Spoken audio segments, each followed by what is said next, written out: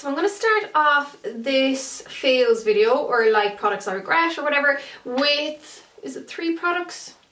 Yes, it's 3 products to begin with. So first of all, I'm going to start off with this Real Techniques Bold Metal Collection brush. This is number 101. This is one that I was really excited with when I first heard that they were coming out, and I did a full review on the 4 brushes that I bought, so I will link to that here and below, but this was the one that I was most disappointed with out of all the brushes. I actually really love these 2 now, but not for the purpose that they were intended for. This is the 300, which is the blush brush, and this is the 200, which is the large eyeshadow brush, but I actually now use this for foundation and concealer, and I love them for that. Now this was the one that's meant to be used for foundation. It is very unique. It is obviously tapered, so it's like a triangle. It's also a triangle this way, so you know, it comes up. The idea behind that is that you'd use the flat end on your face, and then the triangle part that comes out in a tip fits literally perfectly in beside the nose, and you know, you can go into any of the nooks and crannies. My problem with this brush is that the bristles are horrible. Like, I don't know why they just didn't stick with these bristles, because these are synthetic anyhow, and I find that this actually just gives a much nicer blend than these. These particular bristles, and this is the only brush out of the whole collection that has these bristles, are really plasticky feeling. When I did apply my foundation with it, every now and again it would stab a little bit, so if you were in any way sensitive, I don't think this would suit. Even though I'd usually say that, what's the word I'm looking for? Synthetic bristles are usually quite good for sensitive skin, but just this being a little bit stabby, it could irritate the very, very sensitive skins. But it's just, yeah, it's more just the actual bristles themselves. I love the shape. I think it's a really cool idea. If they remade this with the hairs or the bristles that they used on the other brushes, I think it'd be a fab brush. I was just really disappointed with this, and especially since it costs like over 20 quid here in Ireland. It's not a cheap brush. None of them are from that collection, because they're basically being like pinned as premium brushes but sold in the pharmacy. Now another thing that kind of disappointed me as well is this particular one doesn't have it. A couple of my other ones are scuffed with other people's fingerprints that never came off. But this part, the ferrule, is like some kind of metal, some kind of obviously cheap, you know, chrome metal or whatever. But this part is plastic, and again I was disappointed because to look at you'd assume it's all the same, but it's not. It's actually plastic, which I thought was a little bit slightly cheap for a more premium brand or a premium product. So I was disappointed when it was actually pointed out to me before I noticed. So, you know, it may look well, but I was disappointed when I realised it was plastic. But that's like being a bit picky now. It's mainly just the bristles that I don't like in that. Next is this sponge by Primark, or Pennies. Now I showed this in a recent Shiv Stash video, but basically it started off this colour, like this is my beauty blender, but it was the same kind of bright pink as this, and then after one use and one wash it turned to this rotten, horrible beige, kind of yellowy beige colour. It looks like it's just been sitting in the sun for the last 2 years. I don't think it was meant, like there's no instructions on the package to say whether it's meant to be used wet or dry or anything like that. I just automatically wet all my sponges now. Well, I suppose the only ones that I use it's the Beauty Blender and the Real Techniques one, and that's what you're supposed to do. But when I wet this, the water just dribbled off it. It doesn't even absorb the water properly, so it doesn't work in the same way as the Beauty Blender does, and it's a much like denser or like fuller sponge. It's not as lovely and soft and malleable as the Beauty Blender. It is a lot thicker or denser. I don't know. That could be one of the reasons. It's obviously not the same material clearly, but it's it just didn't work. It didn't work very well at all. I found that it kind of absorbed a lot of product, and I don't know if that's because it would, which is weird considering it wouldn't really absorb the water, but anyhow, that's a big no-no for me. I mean, it was only $1.50, so I can't really complain too much, but it's fine if you just want to use it dry, or like maybe even wet it, like dampen it a little bit, but don't use it to actually apply the foundation. Just use it to bounce over anything that you do want to get rid of marks for, but the colour and everything does put me off. And then my third product for now is this guy here, and I spoke about this a lot when I first got it, and I tried it every way possible. So every time I've said that it hasn't worked for me, I always get a slew of what's the word I'm looking for? suggestions in the comments, which I'm always like, which I do always welcome. I'm always happy for criticism and constructive criticism and advice and all that kind of stuff, but I don't see how there's any other possible way I could try this to make it work. It just does not like my skin. I've tried it underneath moisturisers, I've tried it underneath serums, over serums, as other people said. I've tried it, I know you wouldn't try it alone, but I've tried it every way possible with tons of different products, be they water-based or, well, of course you have to use them with water-based because that's the whole point with the hyaluronic acid. It helps retain water, but I've tried it like with putting oil on top, and you just loads and loads and loads of different ways, and it just never worked for me, and it nearly always pills. So I know other people say that they can just put it on like a normal serum everywhere else. I just cannot. It says just to use a small amount, like a pea-sized amount. I've done that, and if I'm not careful to be really, really frugal, is frugal the right word? I think it's the right word, just not to use too much with it, it will pill. Like there has been times when I thought I was going nice and easy with it and it still pilled. So I was really disappointed with this, because even Caroline Hirons was going on about it, and like, she is obviously the skincare like queen in the UK, even though I'm in Ireland, but you know what I mean, in this side of the world, she's one of the people I look to for skincare advice and stuff like that, and usually when she says the product is amazing, it is amazing, but this, for whatever reason, just doesn't suit my skin.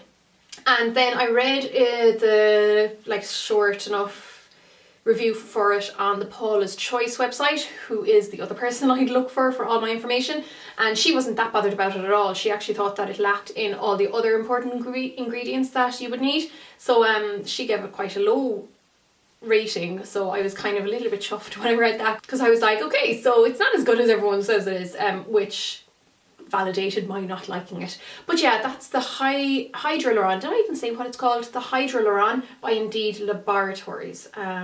So this is something I've had for ages, and it's just taken me forever to finish up because I didn't really like it. And this is the L'Oreal Skin Perfection 15-second Miracle Cleansing Oil. It says new, but it's not new now because, like I said, I've had it for absolutely ages. There is a teeny bit left, but I'm not even going to bother keeping it because I'll be moving house soon and I just want to get rid of all rubbish.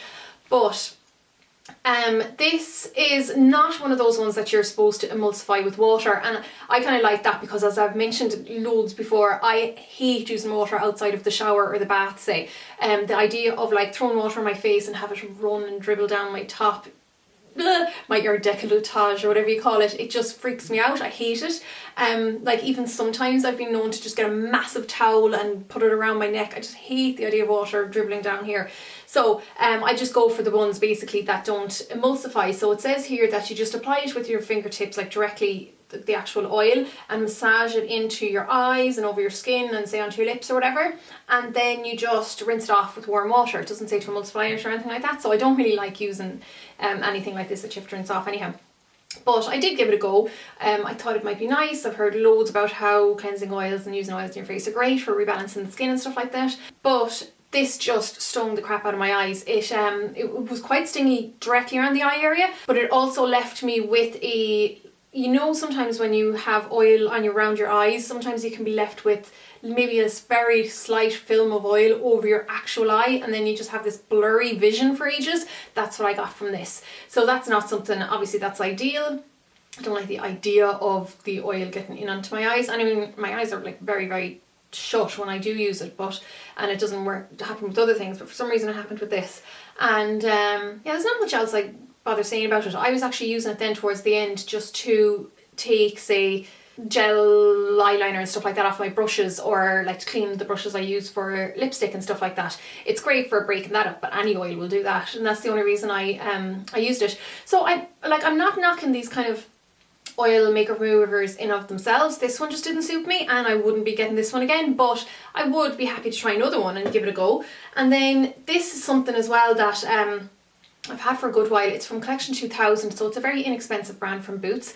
This is their Longer Lash False Lash Effect Mascara, and it's just rubbish. I actually went to use it again the last day, and I think it's like a fibre one. There looks to be loads of little fibres on it. You know, it looks furry, so that's, even though it doesn't say, it does, added fibres for ultra lengthening effect. but it was really hard to build up, and the fibres are just kind of, I don't know, they're more furry than fibrous. I don't know how else to explain that, but it just didn't go on nice and smooth. It was kind of getting a little bit clumpy in certain areas, and even though I've had it for a while, I didn't like it initially when I first got it either. Now, I'm not going to go crazy over it because, you know, it's such an inexpensive brand. I don't mind trying these kind of drugstore things and they're not working. It's no big loss or big deal, but this is not one that I love, and I think there are some great, really inexpensive mascaras out there. This just isn't one of them, and I think sometimes with these fibre ones anyhow, it can be hit or miss, so you kind of have to try a good few of them before you find good fibre mascaras. Like, you have to kiss a good few fibre frogs before you find your fibre mascara prince, if you know what I mean. But yeah, I'm definitely not loving this.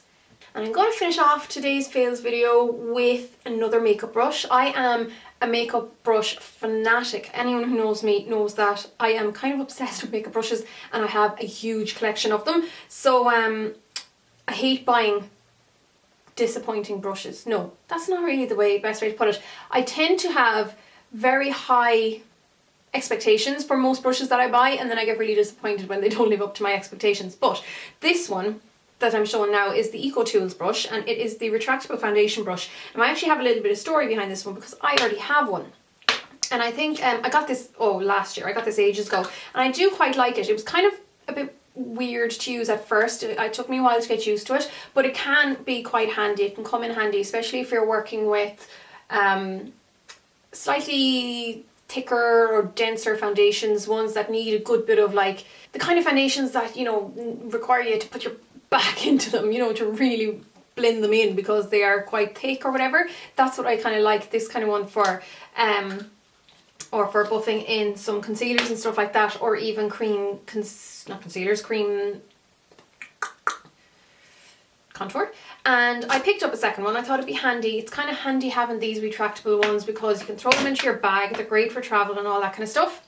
And I liked the colour of this. It has that brownie, I was going to say brownie bronze, but it's just a brownie brown. So brownie brown colour, and kind of chrome brown or whatever. So I picked this one up, and for some reason I just don't like this one as much. Now, neither of them are very expensive. It's EcoTools. I like the whole idea behind this brand. You know, they're all like good for the environment. They've got a great ethos and all that kind of stuff. But for some reason, the bristles just seem to be different on this brush. And even like if you kind of hold them up to the light, which you're not going to be able to see here, you can see that this reflects more light in that, like, that means to me that they're a little bit more kind of plasticky. You know, in material or whatever, and it's just not quite as fluffy either when you feel the top. So I found that this left more marks in the face, and it just didn't buff it out as much as this one, and I just don't really like using this one. So that was kind of a shame. I will keep it though for like Halloween looks and stuff like that. That's what usually happens to my brushes. They don't really go into a brush graveyard. Well, I suppose it is kind of a brush graveyard, but they just go into my Halloween drawer, and it's great then for using with cream products or whatever. When I am doing my slightly more theatrical looks, usually only around the Halloween, well, mostly around the Halloween time. So that's what that's going to be going into from now on. But yeah, so that's it. So yeah, I wanted to just kind of point out, I don't like vehemently hate any of the products that I showed. I was just kind of disappointed with them all, because, you know, you tend to get excited when you're buying new stuff, and then when they fall short, it is quite a disappointment. But of course, the less you pay, the less of a hit it really is. And that's it for now.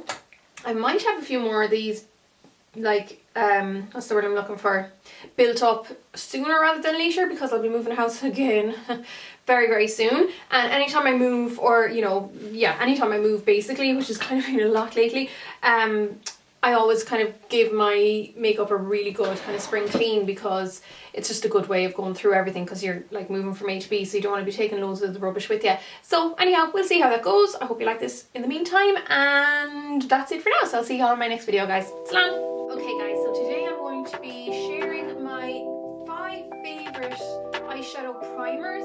So I'll start off with the least expensive, and the first one would be the Catrice Prime and Fine eyeshadow